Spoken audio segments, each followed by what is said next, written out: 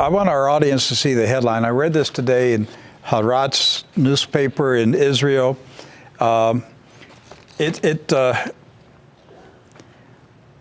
this is, the headline is Netanyahu's Iran dilemma. Right, there it is. Getting Trump to act without putting Israel on the front line. You understand, folks? This is an Israeli newspaper. This is not a true news headline. This is a headline in an Israeli newspaper today, Haaretz. You can't get any more Zionist, Jewish than this newspaper. Put it back up on the screen one more time.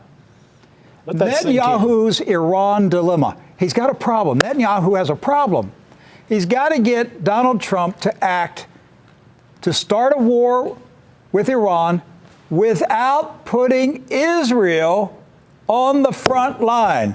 In other words, there ain't going to be any Jewish soldiers from Israel dying in this war. It's going to be American men dying in the war. That's right. So that Israel can conquer another country without losing one drop of Israeli blood. That's what this story is saying. Yes. And the Israeli newspapers are open about it. Hey, here's our prime minister has a problem. He's got to get America to start this war without getting Israel in it. But if I said it, I'm an anti-Semite. I'm a bigot. I'm a hate monger if I said this, Doc. Right. But the Israeli Jewish newspapers say it, and nobody says anything. And then if I just quote them, I get slammed. Right. That's not fair, is it? It's not fair, but that's the way it is now. It is, because who controls the media in this country?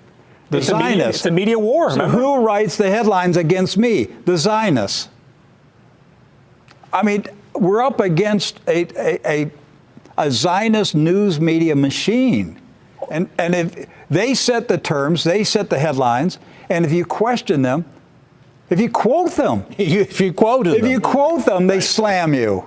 Well, Mike Evans, the head of the Friends of Zion, we played the clip on Friday, noted that he wants to fight an ideological and a media war on behalf of Israel, and that they already are in the midst of doing this. Well, his old butt won't be in a uniform fighting, will it? That's right. Nor will any of his family. John Hagee won't be in a uniform either.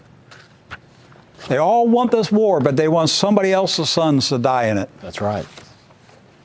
I'd like to know what they're getting out of all this. Seriously, I'd like to know what these powerful, influential Christian Zionists in America, I'd like to know what your payoff is. It'll come out someday. Were you promised land in the West Bank? Resort condo? Yeah. Were you promised a cushy retirement income? What's in it for you, Mr. Big shot Christian Zionist? What are you getting out of it? Because you sure are working hard for a foreign government. You've got to have something in it. Okay. If any Christian Zionists are still with me, I know you're banging out your emails, calling me all kinds of names and threatening me and everything. I want to revisit a news article. This goes back to the day before the September 11, 2001 attacks. This is an authentic newspaper article published by the Washington Times on September 10, 2001. Nobody that day knew what was coming the next day. The headline was, U.S. troops would enforce peace treaty under Army study. There's the headline right there. You see the date, September 10, 2001. The article was about a U.S. Army study by the Army School of Advanced Military Studies, SAMS, based in Fort Leavenworth, Kansas. And this is a training school for the brightest officers in the U.S. Army. Army Leadership School. That's right. It's an Army Leadership School. And they wrote a report about President George W. Bush's Israeli-Palestinian peace plan. The Bush peace plan. The Bush peace. See, there's been a Clinton peace plan. There's been an Obama. They've all had peace plans. Actually, going back looking at President Bush's peace plan, it was pretty good, Doc. It's pretty fair. Much better than the alleged plan that we read. Absolutely. And so President Bush wanted to put 20,000 American troops in Israel. Right. To enforce the peace between the Israelis and the Palestinians. In a newly created Palestinian state. Yes, a Palestinian state. President Bush was in favor of a Palestinian state, and he was willing to put American troops there to make sure that there was peace between Israel and the Palestinian state. So, I want you to see one line in this article, Washington Post, September 10, 2001. Excuse me, Washington Times. Here's the quote. It says, of the Mossad, speaking of the Israeli Mossad, the Israeli Intelligence Service, the SAMS officers say, wild card, ruthless and cunning, has capability to target U.S. forces and make it look like a Palestinian Arab act. Do you see it there at the bottom of the screen, the last paragraph? This is what the U.S. Army report said. The day before September 11, 2001, the U.S. Army said, speaking of the Israeli Mossad, the Israeli Intelligence Service,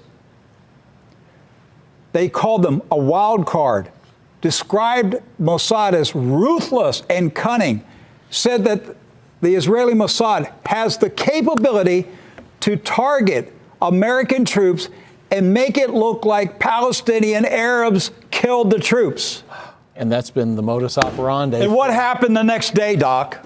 What happened the next day? Allegedly, Arabs with fireproof passports drove planes into the World Trade Center in New York City, driving us to war in Iraq and Afghanistan. And here we are now in 2019, and we are still in war all through the Middle East on behalf of Israel. In our 100-year war. And so I think that SAMS report by the Army was prophetic. It was God was using that Army report to say, wake up, Americans. You're about to be pulled into a war with Arabs, with the Muslim world. And you're going to be made to believe that something horrible that happened to you was done by the Muslims.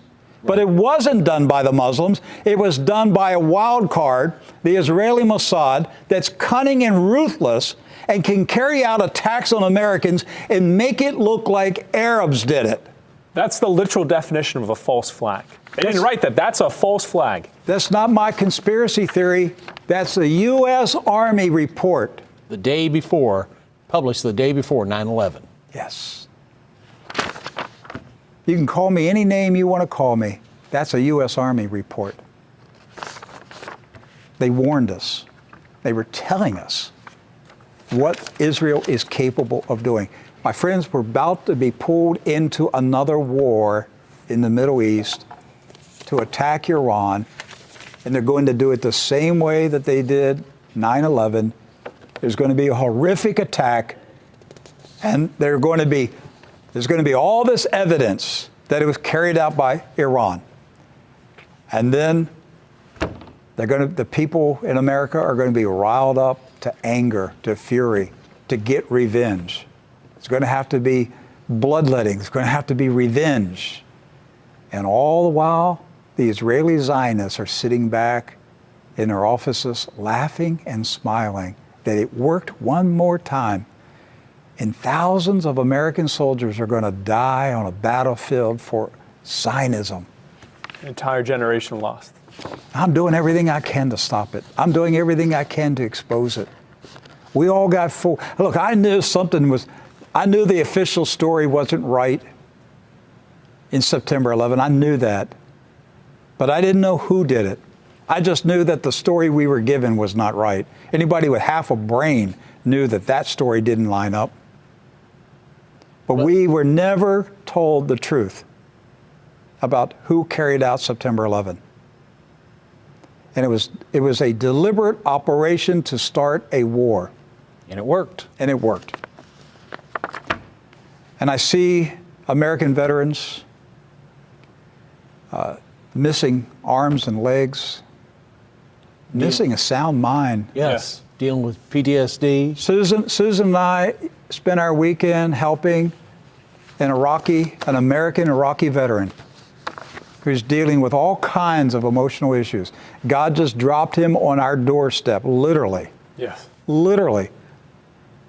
Where it's a long story, but we were alerted that there was an American Iraqi vet stranded on the highway just a few minutes from our house. What are you supposed to do, Doc? I mean, we don't know the man, don't know anything about him, but we know that he's an American vet and he was stranded. Right. So what did we do? We went and we found him. Okay, we put him up in a hotel, got him food. It's a long story, but he just got saved, just recently got saved. All right, God's working in his life, but he's got all kinds of issues because of what was done to him in Iraq. Right. He actually served in the same company that Edward served in. Yes, 3rd Infantry Division at Fort Stewart. So we had a lot to talk about. The man has been through war. He actually been in a war in Iraq. And he's come back with all these scars, all these memories that the military did not help him out with. Now he's turning to Jesus Christ to be his healer. That's right. And so there's an example, but there are thousands, tens of thousands, hundreds of thousands of American veterans who are dealing with all kinds of problems, and they should never have been forced to go through it, because the whole purpose of it was not to defend America. It was to fight for Zionism. Yes. And I'm trying to make the American people mad. I'm trying to make you mad, to say, no more. No more. What does it take to make you mad? When do you rise up and say, no more war? We're not giving another son for Israel. That's it. If we fight, it's to defend our country from an invader. But we don't go to another country to fight somebody else's enemy. And I'm tired of it, Doc. And I see it. Here we go again. We're getting ready to do this again. Yes. And 5 years from now, we're going to be talking about the lies that were told in 2019 to get us in another war. Yes. But we'll have to bear the cost of that decision made this year. And it's bankrupting the United States of America. Both financially and morally. Yes. Draining our resources.